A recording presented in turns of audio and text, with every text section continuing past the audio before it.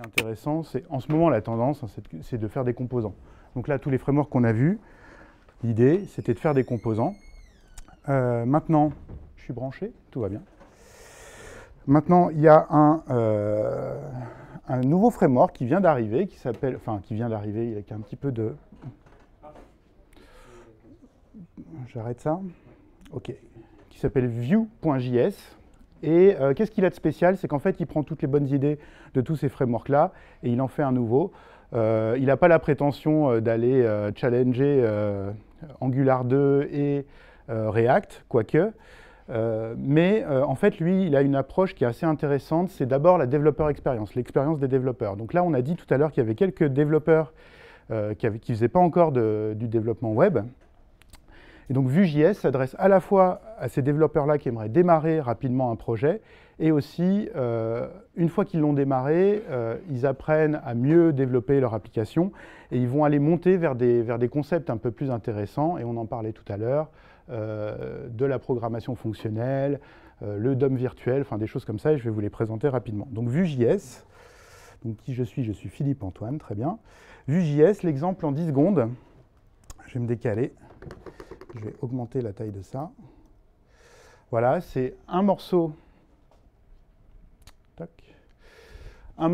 de HTML, un morceau de JavaScript et le résultat. Et donc en fait, dans mon HTML, ce que j'ai, c'est que dans mon input type, voilà, ici, dans mon input type text, je lui dis, va aller modifier les données qui sont dans message. Et dans mon JavaScript, je vais lui dire, les données du message sont hello Vue.js et ça donne ça.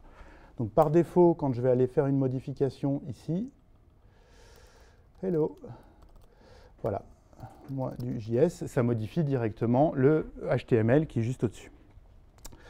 Hop, donc je vais vous faire une petite démonstration. Donc là, je vais faire une application, on va dire, assez simple, classique. Hop, je vous démarre l'application. Ouais, je vais m'asseoir. Changelog démo, c'est ça. Donc on va lancer un petit serveur et puis je vais vous coder rapidement une appli. Hop. Donc il y a mon index.html et il y a ma page vide au début. Voilà, donc ça c'est mon HTML. Ce que je souhaite faire, c'est afficher des données qui se trouvent dans une liste. Donc ça c'est la première chose que je vais vouloir faire. Donc ma liste, je vais faire une sorte de UL-LI ici. Et dans mon application.js, je vais aller lui demander d'aller récupérer la liste de mes changelogs. Donc ça, c'est, j'instancie un nouvel objet qui s'appelle view. Il va aller s'accrocher dans le DOM, dans l'ID qui s'appelle changelog, qui est voilà, ici. Et il va aller faire, qu'est-ce qu'il va aller faire? Il va aller faire des choses comme ça, fetch changelog. Donc fetch changelog, ça fait quoi? Ça fait juste, c'est une fonction qui va aller modifier le changelog et il va lui ajouter ces données-là. Okay. Donc quand l'application sera ready, je ferai un this.fetch changelog. Okay. Et ce qui va se passer, c'est que ici, il me faut un morceau de HTML qui va récupérer le changelog. Il va itérer dans les releases et pour chacune des releases, il va aller afficher la date, le nom, etc. Donc là, si je rafraîchis, il faut que je sauve. Si je rafraîchis, voilà. Il a juste affiché le premier élément que je lui ai donné. Donc ça, c'est, je suis allé récupérer des données et je les ai affichées dans ma vue.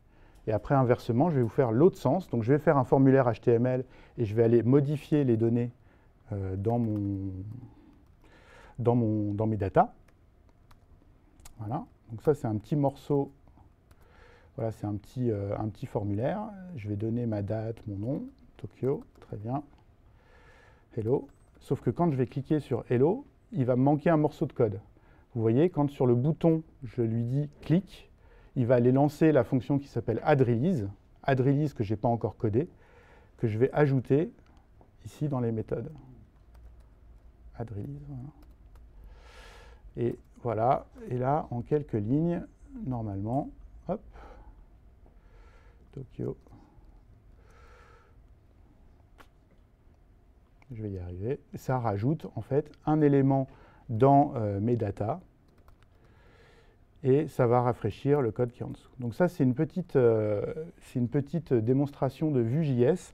Donc pour vous montrer que dans mon index.html, j'ai fait vraiment pas grand-chose. J'ai lié le fichier app.js. Ensuite, j'ai mis un petit peu de Bootstrap, et puis c'est tout, j'ai mon template à l'intérieur. Donc ça, c'est le Hello World, quoi. Après, on peut aller plus vite, on peut vous présenter des choses du type la CLI, donc le CLI, c'est comme Ember. Ember, il suffit de dire, donc j'ai envie de générer une application, bah là c'est pareil, il y a une petite commande qui s'appelle vue init simple pour un projet simple. Là, j'ai dit Hello Xebia, donc là, il va aller charger sur Internet le template simple, il me demande le nom, l'auteur, ok, très bien. Et là, qu'est-ce qui m'a généré? C'est un truc qui s'appelle Hello Xebia avec juste un fichier HTML. C'est exactement la même chose que ce que je vous ai montré.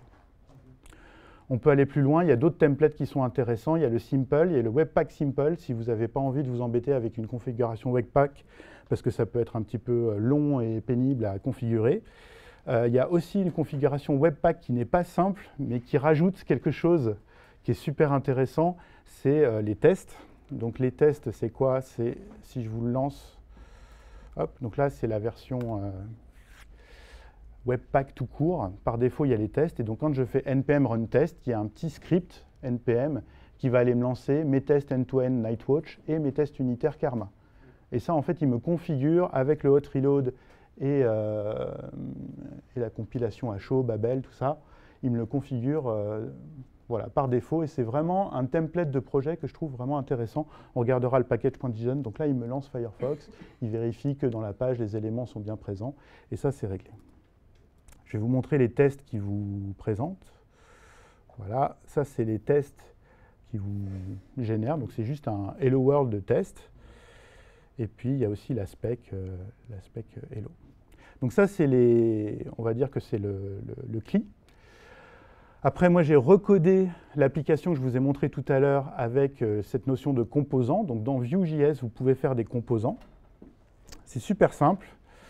Voilà, le changelog que je vous ai montré tout à l'heure, en fait, c'est un fichier Vue.js avec un template, mon titre, voilà, le morceau de HTML dont on a parlé tout à l'heure, le script qui correspond au JS de tout à l'heure, et puis du style qui va être appliqué uniquement à ce morceau-là. Je vais vous faire une petite démo de ce que ça veut dire, tout ça, les composants, Firebase, je vais arrêter. J'ai un truc qui tourne là ou pas? Oui, j'ai lui. Voilà. Donc là, je vais vous montrer une application, la même, mais du coup avec des composants. Merci. Voilà. Ce qui est intéressant, c'est la chose suivante, c'est si je vais dans mon application Firebase et que je vais dans... Donc là, les composants, je les mets ici dans un répertoire qui s'appelle composants, c'est assez simple. Et ce que je vais lui demander de faire, voilà, ici, c'est de prendre mon H2 et de lui dire, tu vas avoir une couleur rouge. Fantastique. Color red. Et je vais même mettre ce qu'il ne faut jamais faire, important. Voilà. Là, on est bien. Et donc là, vous voyez qu'en haut, donc déjà, il y a du live reload. Hein. Hop. Je ne sais pas, blue. En haut, il n'y a que ce titre-là qui a été modifié. Okay, donc les styles sont bien scopés. Donc voilà, et vous voyez là dans style, j'ai bien écrit scope. Ce qui est intéressant aussi, c'est que vous pouvez changer le langage, vous pouvez faire du Sass à l'intérieur de vos styles, donc vous faites language Sass. Et c'est parti. Et après, je vous montre la dernière chose, voilà, de Vue.js. Donc là, au passage, je me suis branché sur Firebase, mais ça c'est moins intéressant. Il y a beaucoup de... Il y a quelque chose qui manque, je trouve, dans les autres frameworks, c'est tout ce qui est intégration avec les animations JavaScript et toutes ces choses-là. Ça a été développé surtout par Angular 2, on va dire des ingénieurs. React, c'est quelqu'un, enfin, l'initiateur du projet, lui, il pensait vraiment programmation fonctionnelle. Il n'a pas trop pensé CSS. Et là, Vue, c'est un framework qui a été développé par un développeur web qui s'est mis à faire de la programmation fonctionnelle. Donc en fait, c'est une sorte d'hybride. Et donc, il y a tout ce qui est transition et intégration de HTML qui est vraiment bien faite. Et par exemple, là, je vais vous montrer une animation. Quand je vais cliquer sur Toggle, il va lancer l'événement d'animation. Et on va voir l'ensemble des états qui vont s'afficher ici. Et donc, Leave, donc là, je suis sorti de l'animation. Et quand je vais réafficher l'animation, Enter, After Enter. Donc, il a tout un tas d'étapes. Et donc, il va aller s'accrocher dans tous les événements des animations.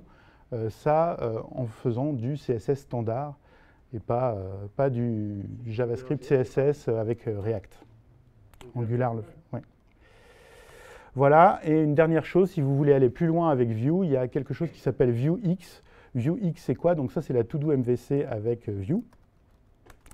Et en fait, c'est exactement la même chose que ce qu'on a vu tout à l'heure avec les DevTools React. Donc là, ça a été développé avec le Virtual DOM, voilà, avec le pattern flux, etc. Et donc ça, c'est pareil, on a des developer tools pour pouvoir revenir en arrière, revenir dans l'état et puis voir ce qui s'est passé sur l'état. Donc si vous voulez aller un petit peu plus loin, il y avait une vidéo à Devox où je passe une demi-heure à expliquer Vue.